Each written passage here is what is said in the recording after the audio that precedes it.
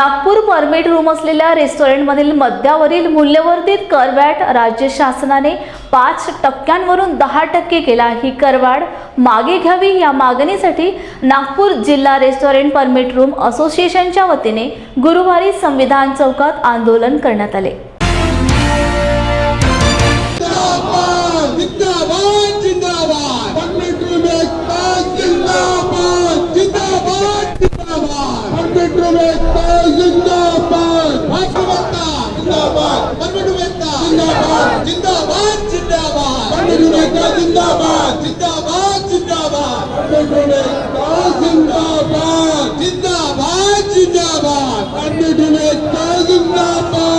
VAT वृद्धि होने के कारण नागपुर जिला परमिट रूम एसोसिएशन ने पूरा नागपुर जिला परमिट रूम बंद रखा है। साथ ही साथ विदर्भ के परमिट रूम भी बंद है। वैट वृद्धि 5 से 10% सरकार ने कर दी, इसलिए हमारा आज बंद है। आज बंद यदि सरकार वैट वृद्धि वापस नहीं लेती है तो अधिवेशन के समय सारे परमिट रूम पूरे विदर्भ के, पूरे महाराष्ट्र के परमिट रूम धारक नागपुर में जमा हो गए और मोर्चा निकालकर परमिट रूम के ऊपर में जो वैट वृद्धि है वो वापस लेने के लिए सरकार को मांगनी करेंगे। हम सरकार के महसूल के खिलाफ बिल्कुल नहीं है, लेकिन महसूल वसूल करते समय समानता होना चाहिए। इस हिसाब से सरकार ने ये टैक्स लगाना चाहिए, यह भी हमारी मांग है। आप किधर जा रहे हैं, आप क्या करेंगे? हम लोगों का यहाँ पे निषेध मोर्चा पहले है, यहाँ से फिर हम लोग मोर्चे के साथ में कलेक्टर ऑफिस जाएंगे। कलेक्टर ऑफिस जाने के बाद में जिलाधिकारी को हम निवेदन देंगे और उनसे विनती करेंगे कि सरकार को बताइए कि वैट वजह से परमिट रूम परेशान है, जो वृद्धि की है वापस ले, नहीं तो आगे जो आंदोलन होगा वो सरकार की जिम्मेदारी रहेगी।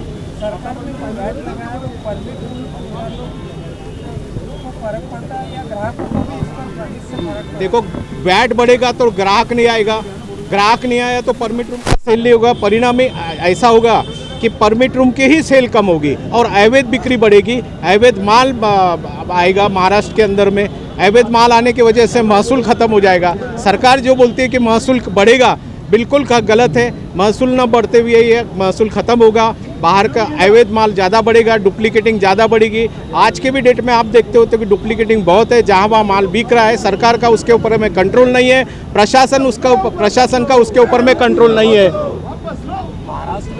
महाराष्ट्र में कहीं और प्रदर्शन नहीं हो रहा, सिर्फ नागपुर में नजर आ रहा है, तो ऐसा क्यों? बिल्कुल गलत है। महाराष्ट्र में सब जगह प्रदर्शन हो रहा है, बम्बई में भी प्रदर्शन है, पुणे में भी प्रदर्शन है, विदर्भ पूरा आज के दिन बंद है, सब जगह पर प्रदर्शन हो रहा है। उसाला प्रति टन 350 रुपये मिळावे यासाठी स्वाभिमानी शेतकरी संघटनेच्या वतीने कोल्हापूर जिल्ह्यात आंदोलन चालू आहे। अनेक ठिकाणी उसाच्या भरलेल्या ट्रक ट्रॉली पेटवून दिल्या आहेत, तर कार्यकर्त्यांना पोलिसांनी ताब्यात घेतले आहे। या पार्श्वभूमीवर तोडगा काढण्यासाठी पालकमंत्री हसन मुश्रीफ यांच्या अध्यक्षतेखाली जिल्हाधिकारी कार्यालयात बैठक संपन्न झाली। तब्बल 3 तास झालेल्या बैठकीत कोणताही मार्ग निघाला नाही। कारखानदारांनी 3100 रुपये देण्याची मागणी खासदार राजू शेट्टी यांनी फेटाळली। आता जिल्ह्यातील ऊस तोड बंद राहणार असून 19 रोजी चक्का जाम आंदोलन करण्याचा इशारा शेट्टी यांनी दिला आहे। त्यामुळे जिल्ह्यातील वातावरण आणखी चिघळण्याची शक्यता आहे। बराच काळ चर्चा झाली, पण त्या चर्चेतून फार काही निष्पन्न झालं असं आम्ही मानत नाही। त्यांच्याकडून प्रस्ताव आला की यावर्षी तुटणाऱ्या ऊसाची पहिली उचल 3100 रुपये, ज्यांनी 3000 रुपये जाहीर केले त्यांनी 3100 करावी आणि त्याच्यावर काही 3200 केले ते 3200 करावं। आणि गेल्या वर्षी तुटलेल्या ऊसाच्या बाबतीत जिल्हाधिकाऱ्यांच्या अध्यक्षतेखाली एक कमिटी नेमावी आणि 21 तारखेपर्यंत त्या कमिटीनं किती देता येतं या संदर्भामध्ये सांगावं अशी त्यांची सूचना आली। त्याच्यामध्ये आम्ही सांगितलं की कानपूर IIT किंवा sugar technology sugar institute Kanpur जे आहे त्याचे उत्पादन खर्चाचे जे निकष आहेत त्या निकषाप्रमाणे उत्पादन खर्च धरावा लागेल। त्याला काही कारखानदारांचा आक्षेप आहे, परंतु यांनी केलेल्या भरमसाठ उत्पादन खर्चाला, यांनी केलेल्या खर्चाला आमची मान्यता नाही। एका बाजूला 11.80 रिकव्हरी असणारे कारखाने FRP पेक्षा 562 रुपये जास्त देत आहेत आणि दुसऱ्या बाजूला 12.5 ते 13% रिकव्हरी असणारे कारखाने ज्यांचा तोडणी वाहतूक खर्च कमी आहे ते कारखाने जर का FRP आणि ती FRPवरच अडखळत असतील तर ते आम्हाला मान्य नाही आणि म्हणून ऊस तोडणं बंदच राहणार असा निर्णय आम्ही घेतलेला आहे।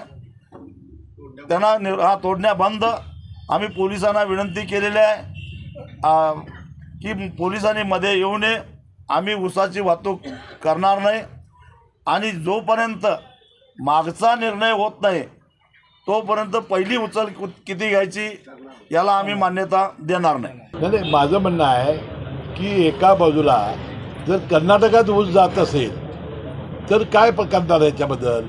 आम्ही काय बेकायदेशीर कुठली गोष्ट कारखानदारांनी केलेली नाही, त्यांनी सगळे केंद्राचे राज्याचे सगळे नियम पाळलेले आहेत, त्यामुळे बेकायदेशीर कृत्य काय केलं नसताना ही शिक्षा कारखानदारांना का, हा सवाल। आणि फक्त आमच्या जिल्ह्यात का, सर्व जिल्ह्याचे कारखाने चालू असताना सगळीकडे नियम एकसारखे असताना फक्त कोल्हापूर जिल्ह्यामध्येच हे का व्हावं, हाही आपण सगळ्यांनी विचार करण्याची आवश्यकता आहे। आता टोळ्या राहायला तयार नाहीत, टोळ्या गेल्या तर कारखान्याचं काय नुकसान होईल, किती नुकसान होईल, 100 दिवस तरी आता कारखान्याचा हंगाम आहे, याबद्दल आम्ही सगळ्यांनी कळकळून अनेक कारखानदारांनी सांगितलं, परंतु ते ऐकून घेण्याच्या मनस्थितीत नाहीत।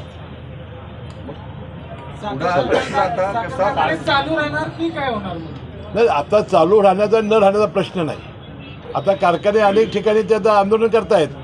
आता सवाल आहे की कर्नाटकी कारखाने सुरू आहे, कारखानदारांनी काय भूमिका मांडली, कारखाने सुरू ठेवायची भूमिका मांडली का बंद? नाही, आता त्यांनी काय निर्णय घेतला आहे मला माहिती नाही। कारखाने कर्नाटकमध्ये चालू आहे, आपला ऊस रोज 1000 टन जातोय। पोलिसांनी यामध्ये मध्ये पडू नये असे देखील नाही, जे कायदा सुव्यवस्था ज्यामध्ये अडचण येईल त्याला पोलीस आपले काम करतील ना। साहेब 21 तारखेनंतर आपले कारखाने सुरू होणार असं आपण म्हणायचं का? मला काही कळेना झालंय, ज्यांना आता आम्ही कायदेशीर काय बेकायदेशीर गोष्ट करत नसताना तर हे बंधन आमच्यावर का? आम्ही कुठलीच बेकायदेशीर गोष्ट करत नाही ना, तरीसुद्धा आम्ही त्याला तयार आहे, निघत असेल तर 5 दिवसाच्या आत। मागील सुमारे 20 वर्षांपासून कंत्राटी पद्धतीने कार्यरत अधिकारी व कर्मचारी यांना आरोग्य सेवेत सामावून घेण्याच्या मागणीसाठी राष्ट्रीय आरोग्य अभियानांतर्गत काम करणारे कंत्राटी अधिकारी कर्मचारी यांचे काम बंद आंदोलन 19व्या दिवशीही सुरूच असून जिल्ह्यात NHM अंतर्गत काम करणारे सर्व डॉक्टर, परिचारिका, तांत्रिक व तांत्रिक अधिकारी व कर्मचारी आंदोलनामध्ये सहभागी झाले आहेत।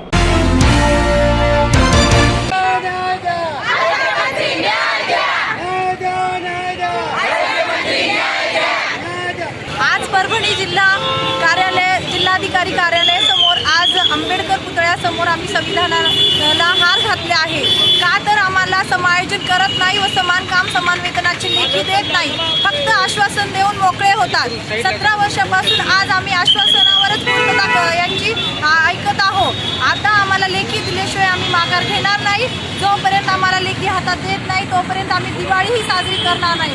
सरकारने आम्हाला आज चटणी भाकर खायची वेळ आणली आणि स्वतः तुपाशी खात आहे, आम्हाला चटणी भाकर खाण्यास मजबूर केले आहे व रस्त्यावर बसून आमरण उपोषण करण्याची वेळ आणून देत आहे। त्यामुळे सरकारने जागे व्हावे व लेखी आम्हाला लवकरात लवकर द्यावी। NHM अंतर्गत सर्व कॅडरचे अधिकारी कर्मचारी गेल्या 25 तारखेपासून संपामध्ये उतरलेले आहेत, अजूनही सरकारला जाग आलेली नाही आहे। आम्ही सरकारला जवाब विचारतो की 15 ते 20 वर्षापासून लोक तुटपुंजा पगारावरती कार्य करत आहेत, परंतु सरकारने अजूनपर्यंत आम्हाला समायोजन केलं नाही, समान काम समान वेतन दिलं नाही, म्हणून यासाठी आम्ही बेमुदत धरणे आंदोलन सुरू आहे। जर सरकारने लवकर न्याय नाही दिला तर यदा कदाचित आम्हाला उद्या उपोषणाचं पाऊल उभारावं लागेल। त्यामुळे सरकारनं जागे व्हावं आणि आमच्या मागण्या त्वरित पूर्ण कराव्या। आज सरकार खातं तुपाची आणि कंत्राटी कर्माची उपाशी राहिलेला आहे, ठेचा भाकरी खाऊन काळी दिवाळी साजरी केलेली आहे आणि जोपर्यंत डॉक्टर बाबासाहेब आंबेडकरांनी दिलेल्या घटनेच्या अनुषंगाने आम्हाला जो न्याय दिलेला आहे तो न्याय जोपर्यंत मिळत नाही तोपर्यंत आमचा हा लढा सुरूच राहणार आहे। जोपर्यंत आमचं सेवा कायम सेवाचं पूर्ण प्रक्रिया होणार नाही, जोपर्यंत आम्हाला समान काम समान वेतन मिळणार नाही, लेखी स्वरूपात देणार नाही सरकार, तोपर्यंत आमचा संप आम्ही मागं घेणार नाही। पंढरपूरच्या चंद्रभागा नदीमध्ये आद्य क्रांतिकारक राघोजी भांगरे यांचे स्मारक उभारावे या मागणीसाठी महादेव कोळी समाजाच्या वतीने अर्धनग्न आंदोलन करण्यात आले आहे। आद्य क्रांतिकारक राघोजी भांगरे यांच्या जयंतीनिमित्त त्यांच्या पुतळ्याला पुष्पहार अर्पण करून महादेव कोळी समाजाच्या वतीने अभिवादन करण्यात आले। गेल्या अनेक वर्षापासून आदिवासी महादेव कोळी समाज आपल्या न्याय हक्कासाठी लढतोय। घटनादत्त न्यायापासून वंचित ठेवण्याचं काम राज्य शासनाने केलेलं आहे। कित्येक आंदोलन झाली, अनेक मोर्चे झाले, पण कुठलाही राजनेता राजकीय नेता आमच्या लक्ष देत नाही। सत्ताधारी असो विरोधक असो सगळ्यांनी आमच्याकडे कायम पाठ फिरवलेली आहे। त्यामुळं आम्ही आज इथं रस्ता रोको केलेला आहे। आज आमचं सुद्धा आंदोलन जळगावला चालू होतं, पण मोठा राज ठाकरे असतील, उद्धव ठाकरे असतील, शरद पवार असतील, वट्टटीवार असतील किंवा उदयनराजे असतील, संभाजीराजे असतील, एकनाथ शिंदे असतील, देवेंद्र फडणवीस असतील, जेवढे विरोधी पक्षनेता असेल सगळ्यांनी तिथं गेले नाहीत। दुसऱ्या समाजाचं आंदोलन चालू होतं सराटीमध्ये, मराठा समाजाच्या आंदोलनाला आमचा पण पाठिंबा आहे। मराठा समाजाच्या आंदोलनाला सगळे गेले, पण आदिवासी महादेव कोळी समाजाच्या आंदोलनाला कोणी भेट दिली नाही, आमची दखल घेतली नाही। मग माझा असा स्पष्ट आरोप आहे, महाराष्ट्रातले सगळे नेते जात बघून पाठिंबे देतात। आज आम्ही पण निर्णायक आहे, आम्ही सुद्धा एखाद्याला आणू शकतो, एखाद्याला पाडू शकतो, आणि येणाऱ्या काळामध्ये असंच दुर्लक्ष आमच्याकडे वाढत चाललं। आपण येणारी जी कार्तिक वारी आहे, कार्तिक वारीला महाराष्ट्राचे उपमुख्यमंत्री विठ्ठलाची पूजा करत असतात। ती पूजा आदिवासी महादेव कोळी समाज होऊ देणार नाही। त्यांनी आमच्यावर गोळीबार करू द्या, लाठी हल्ला करू द्या, आमच्यावर काय कारवाई करा ती करू द्या, आम्ही विठ्ठलाची महापूजा होऊ देणार नाही। तसंच अजून तेवढं करून तरी दुर्लक्ष केलं, मताच्या माध्यमातून आम्ही काढणारच आहे। आज इथं 13 मैलावर सर्व आदिवासी महादेव कोळी बांधवाच्या वतीनं रस्ता रोको केला। ह्याच्यापेक्षा भयानक परिस्थिती जेवढं मराठा समाजानं आंदोलन उग्र केलं नाही त्याच्यापेक्षाही उग्र आंदोलन आदिवासी महादेव कोळी समाज करू, कारण आम्ही मूळचे आदिवासी आहे। आज आम्ही महर्षी वाल्मिकीला मानतो, राघोजी भांगरेला मानतो। आज महर्षी वाल्मिकी यांची 8 दिवसाखाली जयंती झाली।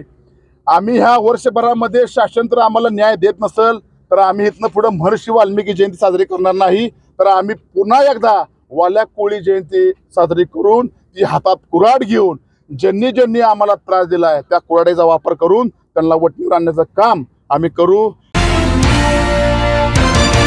फक्त सावजी मॅजिक पेस्ट घरी आणा, पेस्ट कढईत घाला, फक्त पाणी टाका आणि वेजीज टाका, तुमची रुचकर वेज करी तयार। Savji magic paste veg non veg करण्याची सगळ्यात सोपी पद्धत। हुआ बहू? माँ, पाइल्स की बहुत तकलीफ हो रही है। तो तुम गुदरोग सर्जन के पास क्यों नहीं गई? देखो, जैसे हार्ट के लिए हार्ट स्पेशलिस्ट, ब्रेन के लिए ब्रेन स्पेशलिस्ट, तो पाइल्स के लिए पाइल्स स्पेशलिस्ट क्यों नहीं? स्त्री हो या पुरुष, टॉयलेट में तकलीफ केवल पाइल्स ही नहीं और भी कई प्रकार के गुदरोग तथा कैंसर भी हो सकता है, इसीलिए इसकी प्रत्यक्ष जांच जरूरी है। ठीक है माँ, पर जांच के लिए हम जाएंगे कहाँ? वही काले आयुर्वेदिक पाइल्स हॉस्पिटल में। लेकिन माँ, प्रेगनेंसी में पाइल्स की दवाइयाँ? प्रेगनेंसी में आयुर्वेदिक दवाइयाँ सुरक्षित होती है। जनहित में जारी काले आयुर्वेदिक पाइल्स हॉस्पिटल, औषधि चिकित्सा तथा सर्जरी ट्रीटमेंट उपलब्ध। हमारा पता उमरेड रोड, दिघौरी बस स्टॉप के पास, नागपुर। अधिक जानकारी के लिए वेबसाइट पर जाएं kalepailshospital.com। Nagpur is famous for संतरे, टाइगर, 0 माइल और सावजी खाना। और सावजी खाने को उसका असली स्वाद देते हैं सावजी मसाले, जिससे बनता है ऑथेंटिक सावजी खाना। मसालों में मसाले अहिरकर ग्रुप के सावजी मसाले। श्रद्धा कॉलनी नांदेड येथील उरुवेला बुद्ध विहारात बुद्धमूर्ती प्रतिष्ठापना, वर्धापन दिन व बुद्ध आणि त्यांचा धम्मग्रंथ वाचन समाप्ती सोहळा मोठ्या उत्साहात साजरा करण्यात आला। या प्रसंगी भिक्खू शीलरत्न यांच्या हस्ते पंचशील ध्वजाचे ध्वजारोहण करण्यात आले, तर सुभेदार रामजी आंबेडकर शाक्य संघाच्या वतीने मानवंदना देण्यात आली। ध्वजारोहणानंतर भिक्खू संघासह महिला मंडळाच्या वतीने धम्म रॅली काढण्यात आली। तदनंतर भिक्खू संघाच्या वतीने धम्म देसना देण्यात आली। गौतम बुद्धाचा, परंतु डॉक्टर बाबासाहेब आंबेडकरांचा, परंतु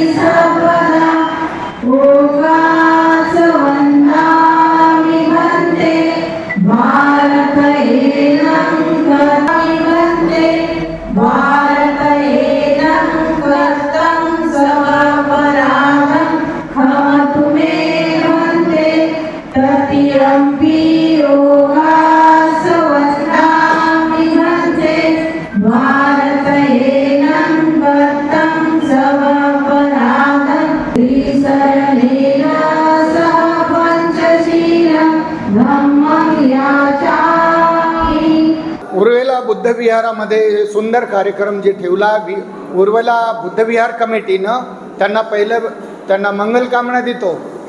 आणि असा कार्यक्रम आयोजित करणं, वेळोवेळी करणं हे कुशल कर्म आहे. आणि भगवान बुद्ध म्हणतात की मानवाचं जीवन खूप दुर्मिळ आहे आणि जे लाभलेलं जीवन हे सुखी कसं करता येईल तर कुशल कर्म करीत राहणे हे भगवान बुद्धाने सांगितलेलं आहे.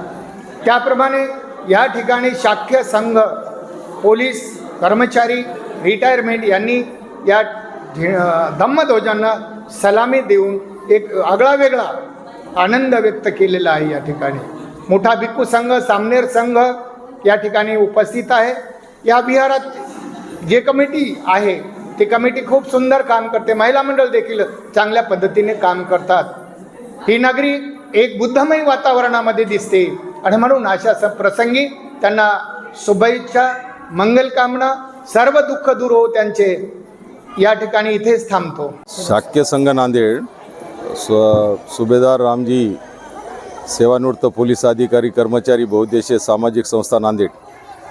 आम्ही जो हा संघ स्थापन केलेला आहे, ज्या ज्या ठिकाणी आपले धम्माचे कार्य, बुद्धविहार, तिथे जे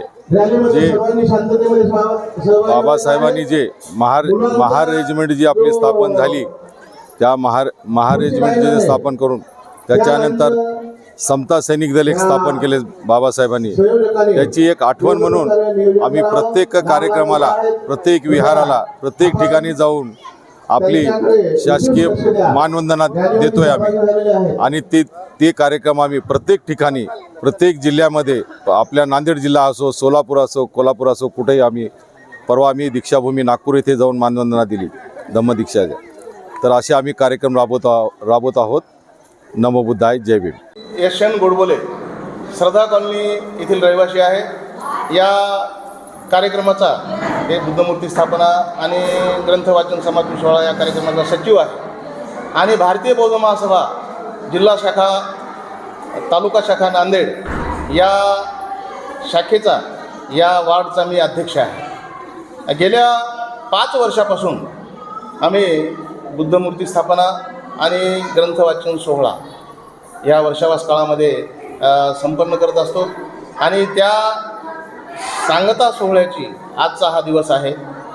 सातत्यानं गेल्या 5 वर्षापासून म्हणजे 2018ला आम्ही या ठिकाणी बुद्धमूर्तीची स्थापना केली आणि तेव्हापासून ही बुद्धमूर्ती स्थापना वर्धापन दिन आम्ही साजरा करतो. बाबासाहेबांनी ज्याप्रमाणे आपल्याला सांगितलं होतं की बुद्धविहार हे ज्ञानाचे केंद्र झालं पाहिजे आणि बुद्धविहारामधून ज्ञान अर्जन करणारे, ज्ञानाचा आणि धम्माचा प्रचार आणि प्रसार या ठिकाणाहून झाला पाहिजे, ही बाबासाहेबांची अपेक्षा होती. त्या अपेक्षेला आमचा हा उर्वेला बुद्धविहार अपेक्षेला उतरलेला आहे. या ठिकाणी जे MPSC UPSC जे विद्यार्थी करतात त्यांच्यासाठी सुद्धा मार्गदर्शन या ठिकाणी दर रविवारी ज्येष्ठ मंडळी येऊन करतात.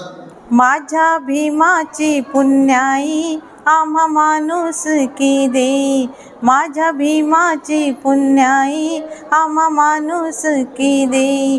त्यानं दिधला मार्ग नवा, साऱ्या विश्वाला बुद्ध हवा. त्यानं दिधला मार्ग नवा, साऱ्या विश्वाला बुद्ध हवा. माझ्या भीमाची पुण्याई आम्हा माणूस की दे, त्यानं दिधला मार्ग नवा, साऱ्या विश्वाला बुद्ध हवा. उरुवेला बुद्धविहार श्रद्धा कॉलनी यांच्या बुद्धमूर्ती प्रतिष्ठापनेसाठी सर्वांना शुभेच्छा देतो. तसेच आपल्या लॉर्ड बुद्धा TV चॅनलचे आभार व्यक्त करतो की त्यांनी आम्हाला कव्हरेज दिलं. तसेच मी सर्वांना असं सांगू इच्छितो की आपला जो बुद्धिजीवी वर्ग आहे त्यांनी एकत्र येऊन आपला समाज पुढे कसा नेता येईल याचा विचार करावा, समाजामध्ये सौख्य लाभावे यासाठी प्रयत्न करावे. स्वतःच पुढे न जाता आपल्या लोकांना संघटित करून त्यांना यथोचित मदत करून आपला समाज पुढे नेण्यासाठी प्रयत्न करावा. या निमित्ताने मी सर्वांना परत एकदा शुभेच्छा देतो. सर, मी सदानंद आंभोरे, मी LICमध्ये डेव्हलपमेंट ऑफिसर आहे आणि इथं श्रद्धा कॉलनीमध्ये राहत आहे. विशेष म्हणजे आमचं उरुवेला बुद्धविहार श्रद्धा कॉलनी नांदेड येथे महाराष्ट्रामध्ये आमच्या विहारामध्ये रेग्युलर आम्ही बुद्ध आणि धम्म याचं वाचन करत असतो. आजचा आमचा वाचन समाप्तीचा आणि आमच्या उर्वेला बुद्ध विहारामधील मूर्ती प्रतिष्ठापनेचा 5वा वर्धापन दिवस अत्यंत आनंदाच्या वातावरणात आम्ही सगळे धम्म बंधू भगिनी साजरा करीत आहोत. आमचा हा उद्देश असा आहे की आजही आपल्या समाजामध्ये कर्मकांडांनी पिडलेले लोक आहेत. फक्त त्या लोकांचं जनजागरण व्हावं त्यासाठी आम्ही प्रत्येक वर्षी आमच्या प्रतिष्ठापनेचा वर्धापन दिवस मोठ्या प्रमाणात साजरा केला जातो, जेणेकरून खालच्या वर्गापर्यंत ग्रामीण भागापर्यंत हा संदेश जाईल की बाबासाहेबांनी जे आपल्याला सांगितलेलं आहे 14 ऑक्टोबर 1956 रोजी बाबासाहेबांनी जे सांगितलेलं आहे की 22 प्रतिज्ञा, त्या 22 प्रतिज्ञाचं प्रॉपर इम्प्लिमेंटेशन झालं पाहिजे, त्याची अंमलबजावणी झाली पाहिजे. संपूर्ण बौद्ध धम्माचा सार जो आहे तो हा 22 प्रतिज्ञामध्ये आहे. हे 22 प्रतिज्ञेचं मॅक्झिमम जास्तीत जास्त प्रमाणामध्ये अंमलबजावणी झालं पाहिजे आणि तळागाळापर्यंत हे प्रतिज्ञा गेल्या पाहिजेत. आज आपण पाहत आहोत आपल्या समाजातील तरुण वर्ग हा अत्यंत दिशाहीन अवस्थेमध्ये फिरत आहे. तब्बल 9 वर्षांनी काळमवाडी धरणातून कोल्हापूरला अखेर पाणी पोहोचले. शुद्ध आणि मुबलक पाणी पुरवठा करण्यासाठी काळमवाडी धरणातून थेट पाईपलाईनमधून आलेले पाणी शुक्रवारी रात्री 10:50 पुईखडी जलशुद्धीकरण केंद्रात पोहोचले आणि कोल्हापूरकरांच्या आनंदाला पारावार उरला नाही. आमदार सतेज पटेल यांनी गेली 9 वर्षे केलेल्या संघर्षाला आज यश आलं. आपलं स्वप्न सत्यात उतरल्याचं सांगताना त्यांच्या भावनांचा बांध फुटला. आमदार ऋतुराज पाटील, आमदार जयश्री जाधव यांनी पाण्याचे पूजन केलं. काँग्रेसचे सर्व आजी माजी नगरसेवक उपस्थित होते. रात्री उशिरापर्यंत कार्यकर्त्यांनी हलगीठेकाच्या गुलालाची उधळण करत जल्लोष केला.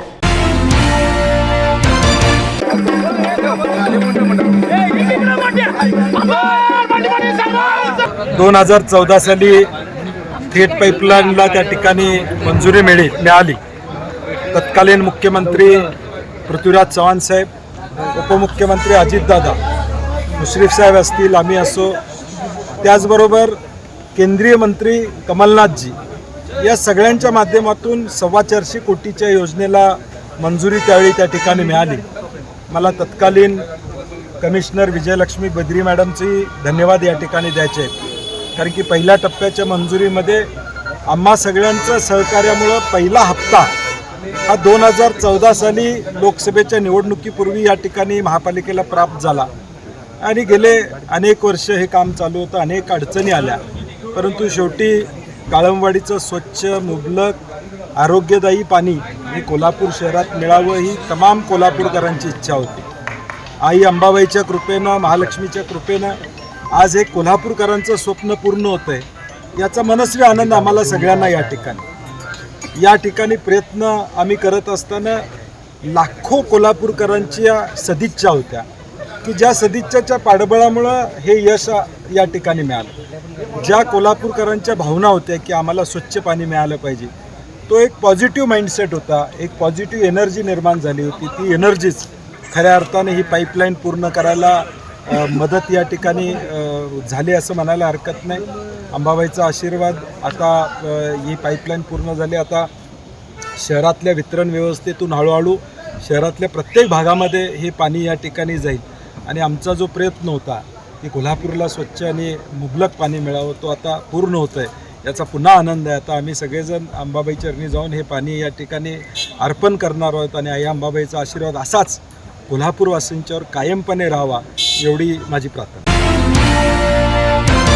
बुलढाणा जिल्ह्यातील मलकापूर येथे राष्ट्रीय काँग्रेस अनुसूचित जाती व मागासवर्गीय सेलचे जिल्हाध्यक्ष प्रमोददादा अवसरमोल यांच्या प्रयत्नांना प्रतिसाद देत नगर परिषद कर्मचाऱ्यांनी एकता नगर व पंतनगर येथील लाभार्थी नागरिकांची नोंदणी व डिजिटल कार्ड वाटप शिबिराचे आयोजन केले. आम्ही गेल्या कित्येक दिवसापासून नगर परिषदला विनंती करत आहे की बा आमचा वार्ड हा गरीब लोकांचा आहे, कामावर जातात, करिता त्यांना वेळ नाही, तर तुम्ही आमच्या पंतनगरमध्ये शाळा क्रमांक 3मध्ये हा कॅम्प घ्यावा अशी मी CO साहेबाला, मांडवेकर साहेबांना, सर्व अधिकाऱ्यांना विनंती केली. त्यांनी आपल्याला दिवस दिला. त्याच्यानंतर आपण इथं ह्या कार्यक्रमाचं आयोजन केलं. हा कार्यक्रम कुठल्या पक्षाचा नसून हा सरकारी कार्यक्रम आहे आणि सर्वांनी याचा लाभ घ्यावा. प्रत्येक वार्डातील लोकांच्या घरी गेलो आम्ही, त्यांना विनंती केली की तुम्ही आयुष्यमान कार्ड करून घ्या, भविष्यामध्ये कामात पडेल. आणि लोकांनी चांगला प्रतिसाद आहे इथे आणि हे कर्मचारी लोक चांगलं काम करत आहे आणि लोकांचा पण चांगला प्रतिसाद आहे. याची संख्या हे प्रत्येक लाभार्थ्याची ज्या आयुष्यमान भारत योजनेअंतर्गत ज्यांचे या योजनेमध्ये नाव आहे त्या घरातील प्रत्येकाला 5 लाखाचा लाभ हॉस्पिटलच्या खर्चासाठी होऊ शकतो. तर त्यामुळे ही केंद्र सरकारची योजना आहे. या योजनेचा लाभ जास्तीत जास्त शहरातील नागरिकांना व्हावं याकरिता मलकापूर नगर परिषद प्रयत्नशील आहे आणि त्या योजनेअंतर्गत लाभार्थ्यांची नोंदणी आणि त्यांना डिजिटल कार्ड वाटप हे करण्यात येतात. जय भीम इंडियाच्या बातमीपत्रात इथेच विराम घेऊया. पुन्हा भेटूया ताजा घडामोडी घेऊन. जय भीम.